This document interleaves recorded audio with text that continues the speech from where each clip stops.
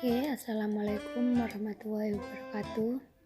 Kita dari kelompok 2 akan mempresentasikan tentang kewirausahaan ala Nabi Muhammad SAW. Perkenalkan, nama saya Lulu Driatul Muliso dan partner saya bernama Fahmi dan Emat. Penjelasan pertama akan dijelaskan oleh Fahmi Abdul Aziz. Assalamualaikum warahmatullahi wabarakatuh. Saya kali ini akan menjelaskan tentang kewirausahaan. Apa sih pengertian kewirausahaan itu? Wirausaha adalah pekerjaan seseorang yang dijalankan dengan kemungkinan besar memperoleh keuntungan dan kemungkinan besar memperoleh kerugian yang tak terhingga berdasarkan skala kualitas seseorang tersebut. Karena apa? Karena dalam berwirausaha itu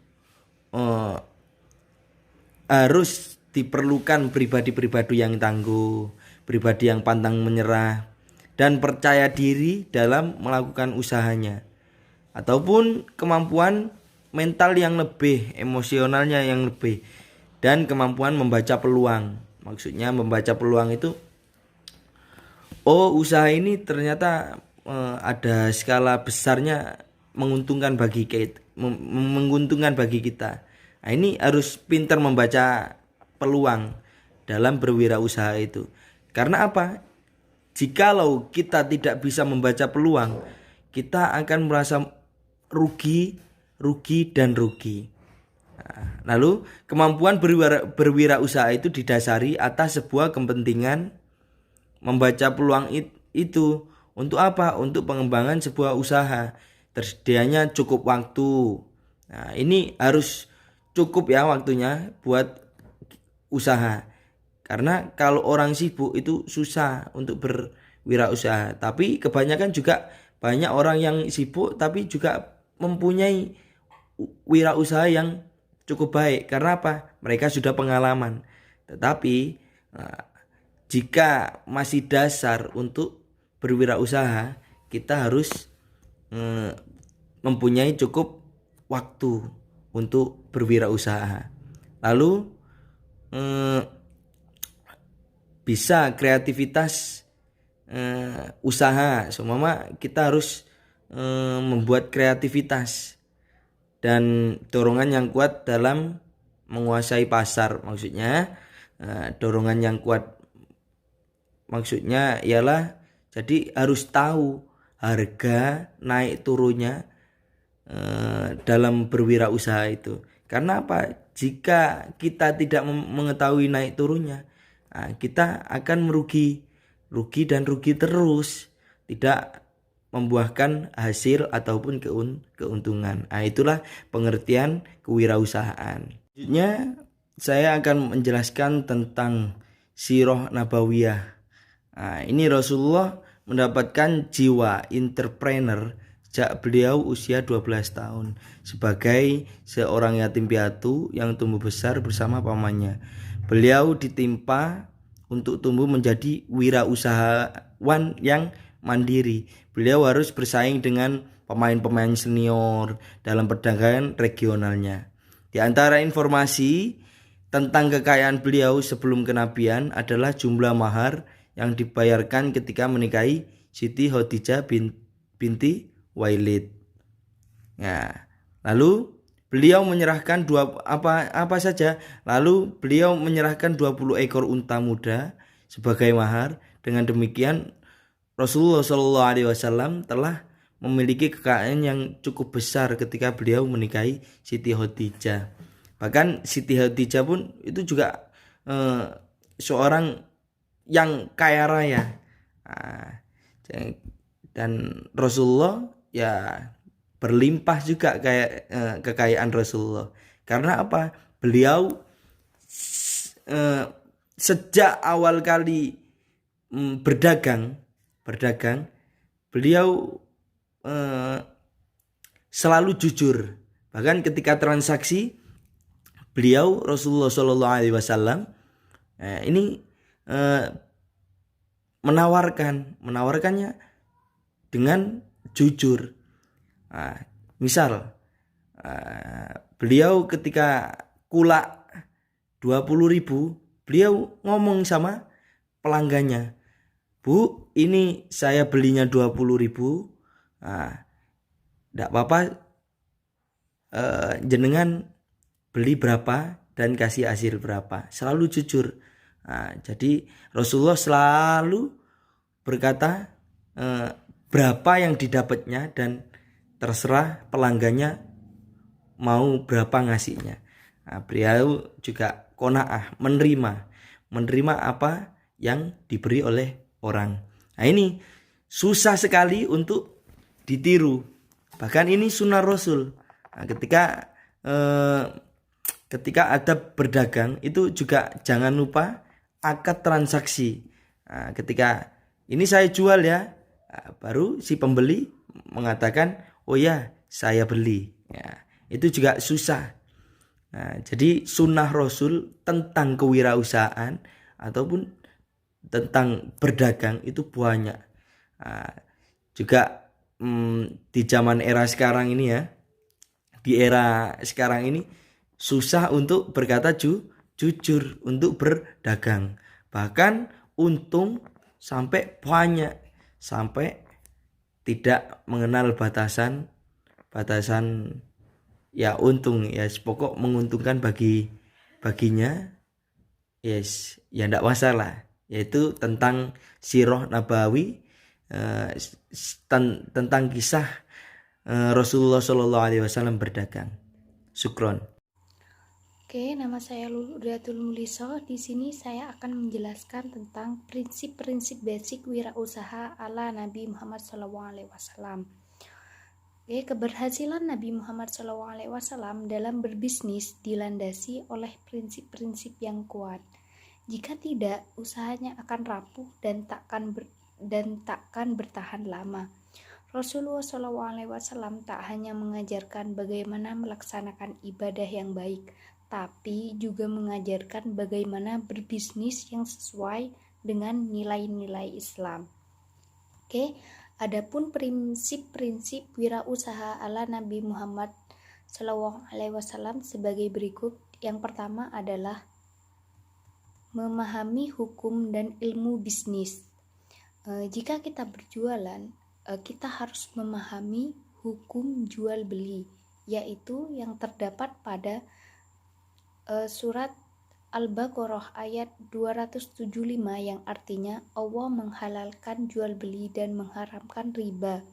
Jadi di dalam jual beli kita harus memahami hukum, yaitu dengan menghalalkan jual beli dan mengharamkan perbuatan riba yang bisa merugikan dua-duanya. Oke, yang kedua adalah selalu bersikap jujur. Prinsip bisnis ala Rasulullah yang paling utama ialah kejujuran. Nabi Muhammad tidak hanya jujur kepada rekan bisnisnya, tetapi juga kepada para pelanggannya. Rasulullah selalu menjelaskan apa adanya keunggulan dari barang tersebut dan juga kelemahan dari barang tersebut. Jadi, kejujuran yang menjadi keunggulan dari bisnis Rasulullah. Sebagai pembeli, kalian tentu akan memilih pedagang yang sudah terkenal jujur karena merasa aman dan tidak akan tertipu. Oke, yang ketiga adalah sopan, santun, dan menghormati pelanggan. Rasulullah menganggap semua pelanggannya adalah saudaranya. Seperti yang dikemukakan oleh Rasulullah, sayangilah saudaramu layaknya menyayangi dirimu sendiri. Konsumen adalah raja. Selalu memperlakukan konsumen Anda dengan baik, sopan santun, dan selalu menghormati pelanggan. Rasulullah juga menganggap segala keuntungan yang didapat adalah hadiah dari usaha. Ketika seseorang terbentukan dengan produk yang Anda jual, itulah seharusnya inti dari bisnis ala Rasulullah. Kepuasan konsumen adalah nomor 1. Oke, yang keempat adalah menepati janji. Seperti firman Allah di surat Al-Maidah ayat 1, "Wahai orang-orang yang beriman, penuhilah janjimu." Rasulullah dalam berdagang selalu menjaga kepercayaan pelanggan. Di antaranya adalah selalu menepati janji. Beberapa pelanggan yang meminta barang atau memesan barang selalu ditepatin janjinya oleh Rasulullah. Nabi Muhammad selalu mendepankan tanggung jawab kepada pelanggan dan integritas yang tinggi. Barang-barang yang dipesan oleh pelanggan akan disiapkan dan dikirimkan tepat waktu oleh Rasulullah. Inilah yang juga harus Anda lakukan ketika sudah ada perjanjian kepada partner atau pelanggan. Usahakan Anda selalu menepati janji. Walaupun perjanjian tersebut tidak ada hitam di atas putih, Anda juga harus selalu menepati janji. Ingat, kepercayaan pelanggan bertahun-tahun yang hilang akan sulit didapatkan kembali. Oke, nomor 5 adalah tidak menjelekkan bisnis orang lain. Janganlah seseorang di antara kalian menjual dengan maksud untuk menjelekkan apa yang dijual orang lain. Itulah yang dikatakan oleh Rasulullah kepada pengikutnya. Sebab prinsip berbisnis adalah memuaskan pelanggan, bukan mematikan bisnis orang lain. Anda tidak perlu juga mengatakan bahwa bisnis si A lebih jelek daripada bisnis Anda sendiri. Itu perbuatan tidak boleh, dan Anda harus menonjolkan kualitas produk Anda dan biarkan pelanggan yang menilai semua produk Anda. Oke, yang keenam adalah tidak menjual produk buruk. Rasulullah mengajarkan untuk memilah mana produk yang baik, produk yang buruk. Bahkan Rasulullah tidak pernah menjual produk yang kualitasnya rendah atau tidak pantas dijual.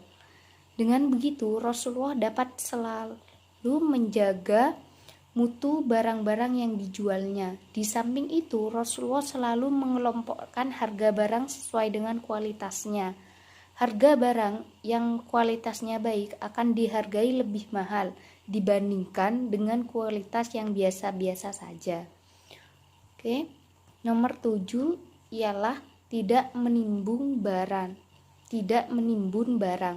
Dalam Islam, menyimpan barang agar mendapatkan keuntungan di kemudian hari disebut ihtikar. Misalnya, Anda mempunyai cabai, lalu Anda menyimpan cabai tersebut untuk dijual di kemudian hari karena harga cabai yang murah. Ini tidak diperbolehkan di dalam Islam karena itu sama saja menimbun. Jika memang kondisi harga seperti itu, Anda harus menjual dengan harga apa adanya. Oke. Nomor 8 adalah tidak mengganggu ibadah.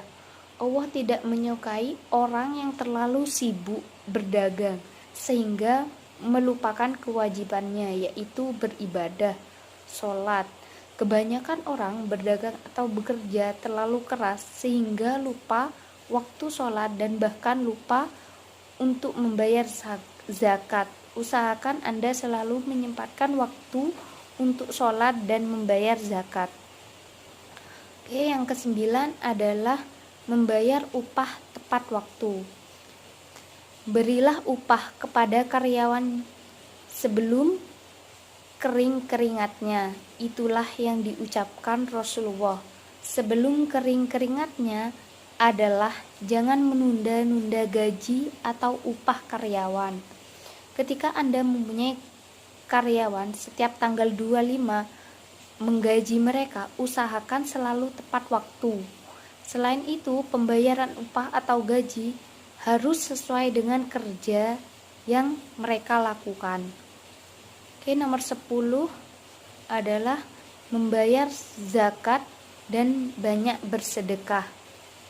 Bagi Anda, para pembisnis yang aset atau hartanya sudah mencapai nisab, Anda harus mengeluarkan zakat sebagaimana seorang muslim. Sejatinya, pembisnis sulit menghindari hal-hal subhat, karena manusia tak luput dari salah dan hilaf. Maka dari itu Rasulullah memerintahkan para pembisnis untuk menebus kesalahan atau kekurangan dalam berbisnis dengan bersedekah. Selain untuk menebus kesalahan, sedekah juga dapat membuka pintu rezeki. Oke, sekian dari saya dan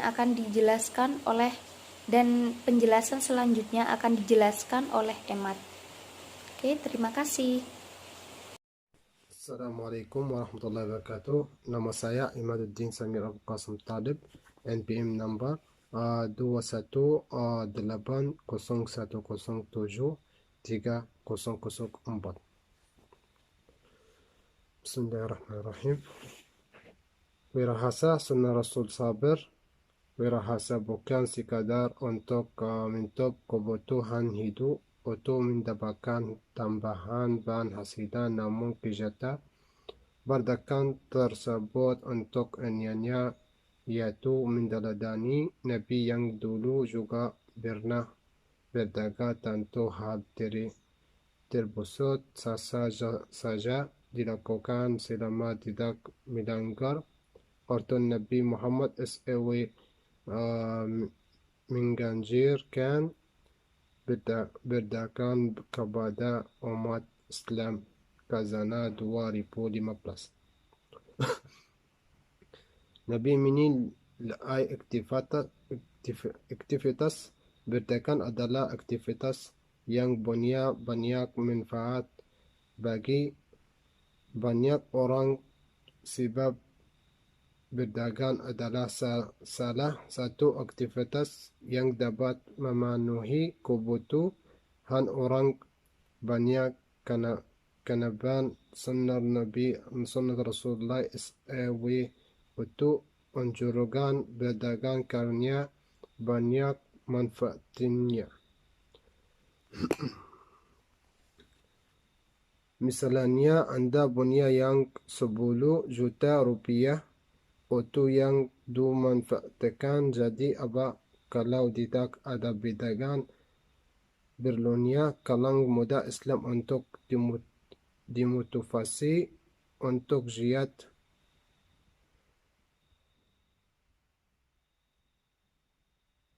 berwirausaha agar dapat menjalankan anjuran Nabi. Bekerja keras dan berwirausaha sejak masa muda akan membuat sisi orang dapat tumbuh menjadi sosok yang matang, karena bekerja keras akan memberikan banyak pelajaran penting dalam hidup. Hal ini tentunya akan membuat kalangan muda akan tumbuh menjadi orang dewasa yang unggulan. Khazanah 2015.